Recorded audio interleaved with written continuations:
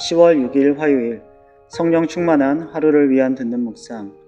오늘의 말씀은 창세기 1장 16절부터 19절까지의 말씀입니다.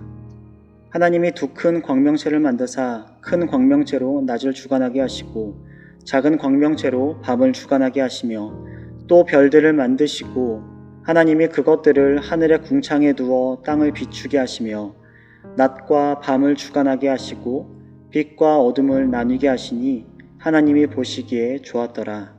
저녁이 되고 아침이 되니 이는 넷째 날이니라. 아멘.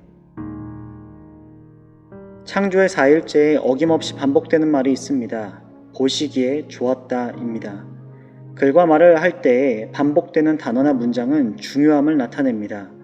창세기 1장의 엘로힘, 창조주 하나님이 30절까지 30번 반복되고 이 좋았다는 말은 1장에 총 7번 반복되는데 주어가 모두 하나님입니다. 그리고 이 좋았다, 토부하다가 끝나자 반복되는 한 구절이 있는데 저녁이 되고 아침이 되니 몇째 날이다 하는 것입니다. 창조의 이야기에서 몇째 날 무엇을 창조했는가를 포괄하는 중요한 개념은 하나님이 보시기에 좋았다는 사실입니다. 즉 깜깜한 밤이든 밝은 날이든 그 모든 날이 하나님이 보시니 참 좋았다는 것입니다. 4일째는 첫째 날의 창조의 연장선에 있습니다. 빛과 어둠을 첫째 날 창조하셨고 이제는 흩어진 빛을 모아서 목적을 가지고 빛을 발현하도록 해와 달과 별을 광명체, 마오르, 이 빛을 만드는 도구로 만드셨습니다. 그렇게 빛을 주관하면서 낮과 밤이 구분되었고 해가 낮을 주관한다면 밤은 달과 별이 주관하도록 위임되었습니다. 그리고 맡겨진 일은 땅을 비추는 일이었습니다. 왜 땅을 비추어야 할까요?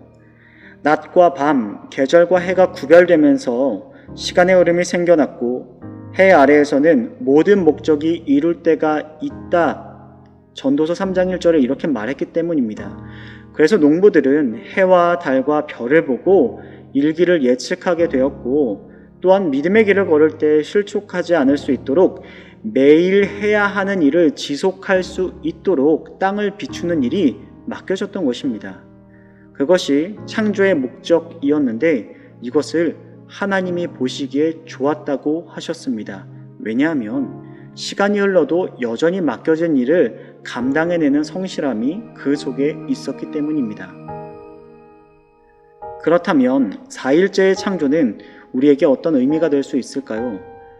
그것은 해와 달과 별을 만드신 하나님을 바라보는 것입니다. 고대 세계에서 해의 신, 달의 신, 별의 신을 섬겼던 과거가 있었습니다. 그러나 피조물들은 하나님으로부터 사명을 위임받았던 것뿐입니다. 그 위임을 통해 위임자가 누구인지를 아는 자세가 요청됩니다. 누구이십니까? 이 세상을 창조하시고 그것을 보시기에 좋았다고 말씀하신 창조주 하나님 엘로힘이십니다. 그것을 알 때에 해와 달과 별을 바라보는 우리의 삶은 비로소 이 한 가지 맡겨진 사명을 기억하게 되는데 네가 세상의 빛이다. 오늘 어두워져 가는 시대에 마오르는 너희다 말씀하시며 낮과 같이 밤에도 그 정신을 갖고 살기를 위임하셨다는 것입니다. 세상이 악해지고 깜깜해져서 문제가 아니라 우리가 빛이 아닌 것을 경계해야 합니다. 우리가 세상의 빛으로 살면 세상은 우리를 통해 창조하신 하나님을 보게 됩니다. 조금 더 구체적으로는 빛으로 사셨던 예수님의 모습을 많이 묵상하시길 부탁드립니다.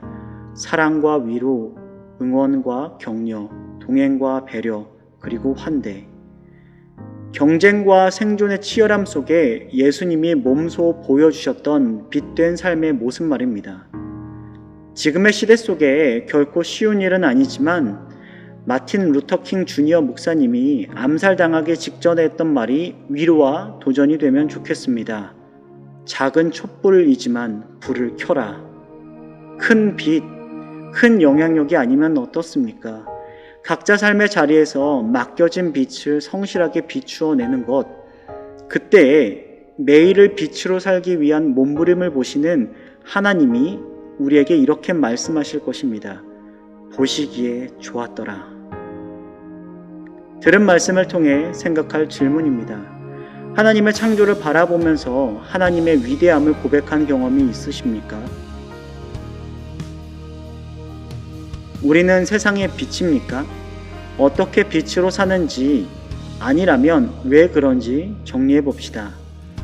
어두워져가는 시대에 빛으로 오신 예수님을 따라 시대를 밝혀나가는 광명체의 삶을 살아내시기를 주님의 이름으로 부탁드립니다.